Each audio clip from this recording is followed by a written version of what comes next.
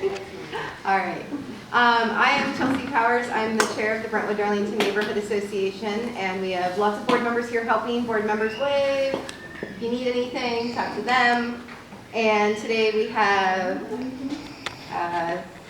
Sabrina Wilson and Sukri, who will be here in just a moment, and Winta Johannes, who is also on the way. So, but we're going to go ahead and get going so that we are respectful of everybody's time.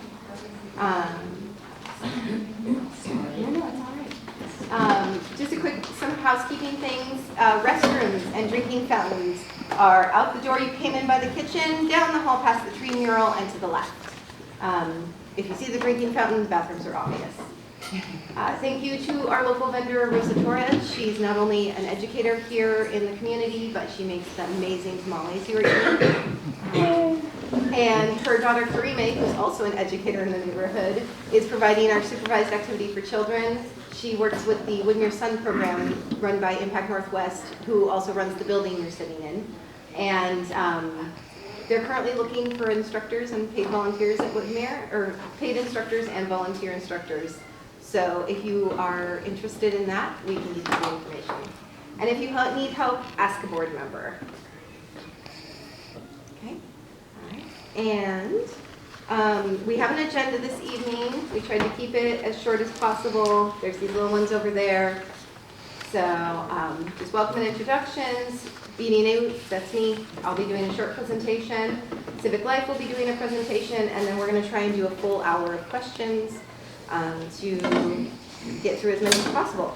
We are taking questions by written form because then they're going to be typed in and projected so we all can see and hear the question. We have these little forms. If you need one, you can flag a board member down and they'll bring them, and when they're filled out, wave them at a board member and they'll pick them up. They're pretty awesome. All right, next up, we want to review our community conversation agreements. You might see them posted around the room. They were also, we also have some community meeting agreements, which are just slightly different. They're from an older meeting.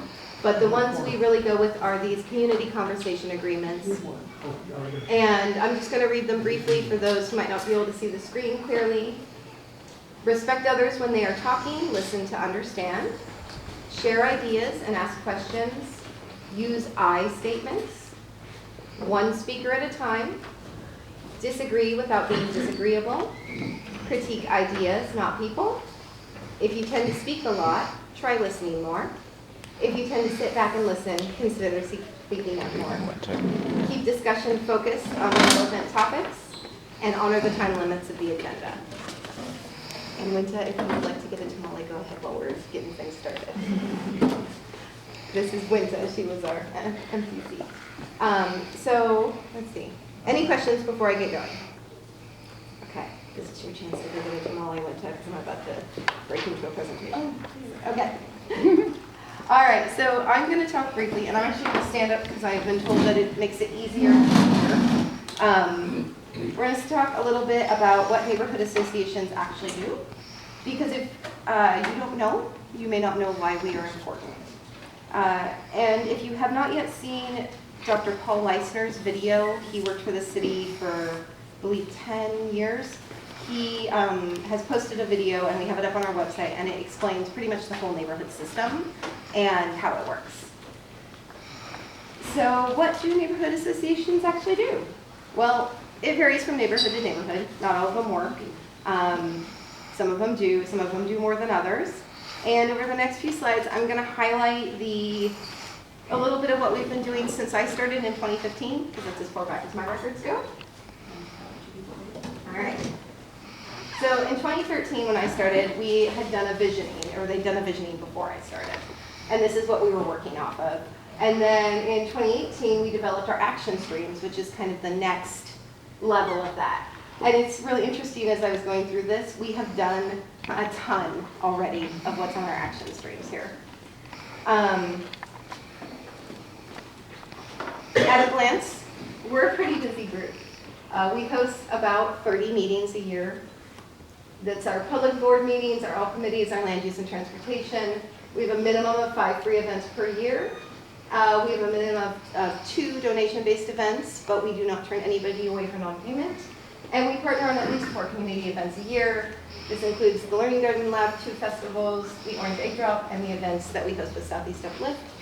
And I'm going to put a shameless plug in now. Please register for our Renters' Rights Workshop that is coming up with Southeast Uplift on October 8th. And that will have Spanish translation, childcare, and tamales. So if you like the tamales, come back. Also, we have our spectacular coming up. If you like spectacular and trunk or treat, this is a geared towards elementary school kid age event that we host before Halloween. It includes allergy-friendly, non-food treats, free costumes, things like that. So, and that is one of our free events and one of by far our most popular. This doesn't include that we have been working with the local elementary schools to fill their food banks and cover a federal snack shortage, including urban farms, the Learning Gardens Lab, and other sources. Some notable highlights. In 2015-16, we did the mural at Ogden, and we did a mural at Panorama, and we did our Southeast Art Party, which was really fun. And that was at a national night out. And then in 2016, we did a whole neighborhood door-to-door flyering effort for sidewalks and clean air. And we did a 1,000 signature petition and 300 postcards to get that Metro grant. And that was the first time they'd gotten something like that. And then the next year we won a Metro grant. and then we won a Weston Award from Oregon Walks. And that is for our Safe Routes to School, which is regional flexible funding from the federal government that's going to fill in our sidewalks on Duke and Flavel from 52nd to 82nd, as well as a greenway, which will come down Ogden, loop around here, and go down Neck as well. And then we hosted that same year, we hosted 7 city, county, and state elected officials, including Mayor Wheeler. You can see him over there. And we hosted a debate for candidates for city council. This year, we have already helped plant a sustainable nature patch and placed a memorial stone at Visitan Park. We've co-hosted multiple events with organizations, including a Ride of Silence, a community conversation. We held our first e-cycling event in addition to our annual cleanup. And I heard we recycled over 4,000 pounds, including this enormous TV that Esther is so happy to get rid of. We received a grant from Southeast Uplift to work on our neighborhood resource guide. So if you have a business, service, or organization in our neighborhood boundaries, make sure you talk to us so we get you in there. It's going to be in 3 languages, English, Russian, and Spanish, all in one book. And then most recently, and not really publicly announced yet, at least to our neighborhood, is we assisted PBOT in submitting and winning a transportation growth management grant. So, and can we give Stephanie a round of applause here? But it's really Stephanie. I just wanted to highlight those sidewalks one more time. You can see that we really had to work for this. These are pictures we sent in, and you can see here us testifying, and out of the 3 people there, I am the only one left. That project burnt out so many people, it was ridiculous. And you can see the kids there. We had to take our kids with us because that was an 11 a.m. meeting on a Tuesday. And so the only people who could go advocate were stay-at-home moms with their kids. So we had 3 under 3 in the back of the Metro Council room with an iPad trying to keep them quiet. And they did awesome. And that kind of shows our map, and we have another one that's over there, and it's also in our brochures that I might have forgotten to put out, but we'll put out.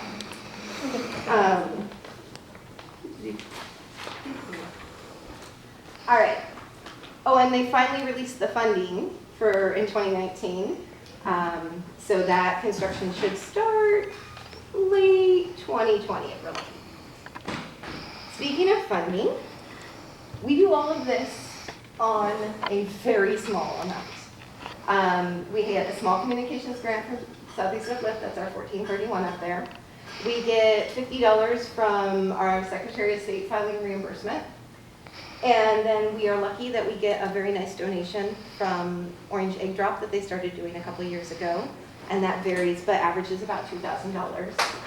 And we get reimbursed from Metro Cleanup, and that varies. We had to raise our prices this year because last year we took a loss almost.